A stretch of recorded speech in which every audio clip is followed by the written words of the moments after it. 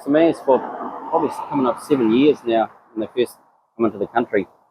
To be fair, it's been pretty bulletproof mower, you know. We've hit lots of obstacles over the years and blown out a few of the modules, which are SMASZ price was around $300 for a module, which we just pull out and chuck a new one in.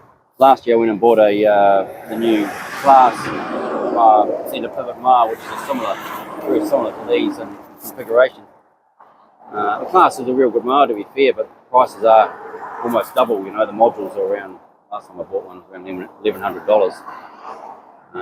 The mowers, 50-50, you know, they've both got the odd thing that are better than the others, but to be fair, that SaMASZ has been a bloody good mower for the last, all the time I've had it, you know.